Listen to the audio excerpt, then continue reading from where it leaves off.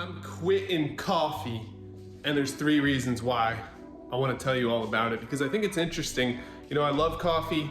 It's something that I've always drank, for a long time, and there's a few reasons why we need to stop drinking coffee. And although it makes me sad, let's talk about the 3 reasons why quitting coffee may be for our best interests. So there's a ton of debate about whether or not caffeine is good for our body or not. Some recent science came to my attention, and now I've decided that I'm gonna quit drinking caffeine. And there's 3 main reasons why. And the first reason is that it's addictive, right? So anything that's addictive can be a problem because I can't then be as go with the flow as possible. I can't be as adaptive, that's the word I was looking for, as possible. The reason for that is because when I wake up, I will need that caffeine in order to feel like myself. And if I don't have that caffeine, then I will not feel like myself. And so my ability to be adaptive is greatly reduced because I now need something in order to survive, in order to feel like myself, and in order to be productive every day. So that means if I'm in a different state or a different country,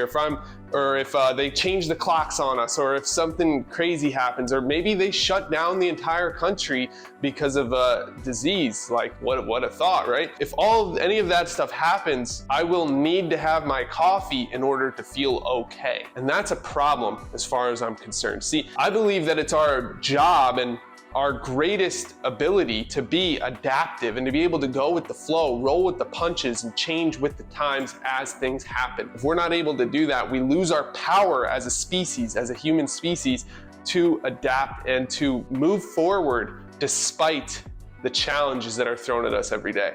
So I believe it's my personal responsibility to not have any addictive behaviors or addictive tendencies that will cause me to do the same thing over and over again and need anything. My whole goal is to not need any one thing in my life so that I can prosper regardless of what I have at my fingertips. So that's the first reason why I'm quitting caffeine. The second reason why I'm gonna start quitting caffeine, and to be totally honest with you, like I'm drinking coffee today. What I mean is when my coffee runs out, which will be probably in the next couple of days, I'm not going to go buy more. The second reason is basically just resources, saving that little bit of money on coffee and on the creamer, and saving time and energy in making coffee every morning, and needing to have it every morning, needing to spend that time and energy every morning and think about it.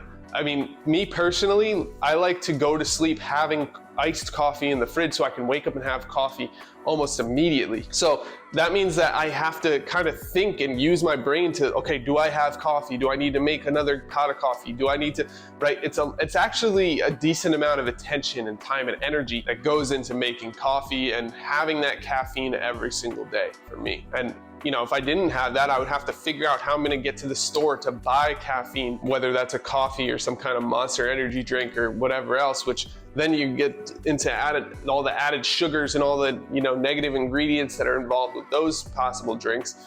And it's just not worth it. It's a lot easier to just not have to worry about that at all and wake up and drink water, the most natural resource, the most abundant resource on earth, and just feel good for the rest of the day. The third reason is actually some science that's been brought to my attention. The first time I heard about this was from Dr. Daniel Amen on a podcast, and he's a psychiatrist and a brain doctor. And he actually he's a very interesting guy. He always wants to look at a person's brain. I heard him say in this interview that he didn't want to date anybody unless he could look at their brain. And that's fascinating to me. I mean, most of us don't have that ability or that capability or the pleasure to do so, to look at the brain of other people, right? But the things he was saying were fascinating. The amount of things that he can actually link to the brain, I never even thought of it in a lot of cases, like mental health issues and gender dysphoria and all types of different health issues that exist that are mental health issues. A lot of them, he says, can be linked directly to the health of the brain. Now, where does caffeine come into this? Well, it turns out that one of the main factors for a healthy brain is cerebral blood flow. The amount of blood flow that's getting to the brain, going through the brain, able to clear toxins out of the brain, and able to recycle blood from the heart to the brain and back. And it turns out our brain is a rather greedy organ. It needs a lot of blood, and it takes, I think the percentage was 20 to 25% of our blood goes to our brain. And that's a huge percentage compared to if you think about how large our body is, how many organ systems there are. The brain is the number one organ that takes the most blood from getting pumped from the heart. So very interesting, but it turns out that caffeine actually it reduces our cerebral blood flow by 22 to 30%. Now, when he said this on the podcast, I rewound the podcast, listened to it again, and said, he just said it reduces cerebral blood flow by over 20%. That's insane to me. And I didn't really believe it at first. So I went online and tried to find the science to back it up. And it turns out there's actually some very good meta-analysis studies that, combine all these study factors together. And it turns out it's 100% true that it reduces cerebral blood flow by 22 to 30% in healthy individuals. So it turns out that caffeine reduces blood flow to the brain. And that's just a fact, and it's something that we have to deal with. Now, when I heard this, that is really what triggered my thoughts about caffeine. It's what triggered me making this video. It's what triggered me to say that I'm going to be quitting caffeine, and there you have it. Now, this isn't the first time that I've given up caffeine. I gave up caffeine when I had Lyme disease. I knew that it would help me heal. I didn't know how or why. I just knew that it wasn't good to have caffeine. Part of the reason is because it's acid forming, it's acidic. Lyme microbes love acid, right? So if you have Lyme disease, I know a lot of people on this channel know that I teach heavily about Lyme disease. Caffeine should be out of the diet right away when you're trying to heal from Lyme disease. I knew that when I had Lyme disease. I kicked it the next day. I actually switched it out for some mushroom adaptogen coffees. You may have seen similar products online.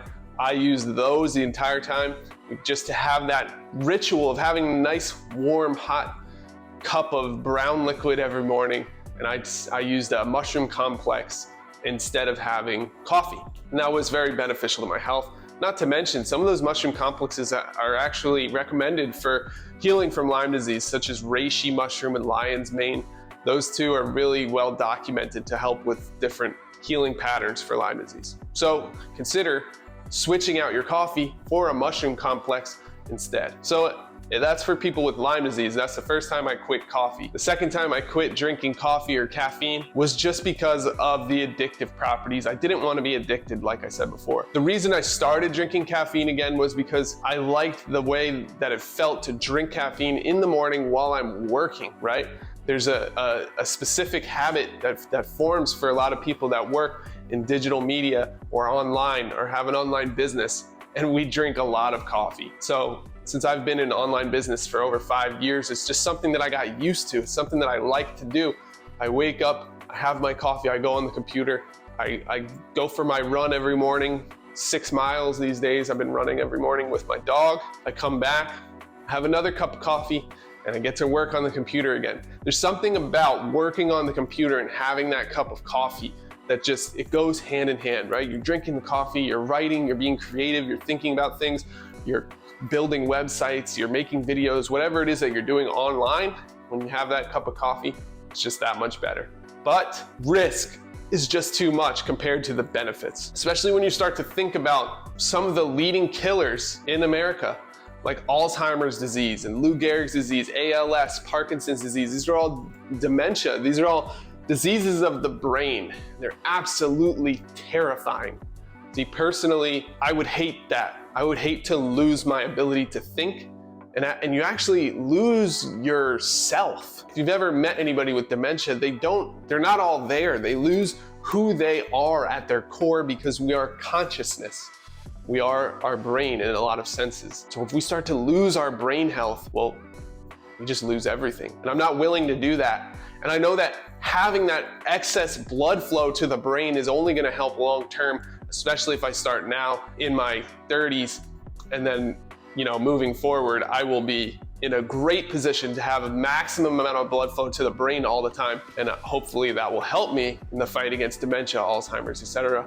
in my late years. Hopefully this video gives you some ideas, makes you think a little bit about caffeine. What do you think? Are you gonna quit caffeine? Let me know in the comments section below. If you're new here, hit the subscribe button. We like to talk about health optimization, optimizing our health every single day to get better and better and better so that we can be the best version of ourselves for ourselves, our family, and the people in our lives. So we can go out there, and change the world. Hope this video helps you out, and I'll see you in the next one. Thanks a lot. Bye-bye.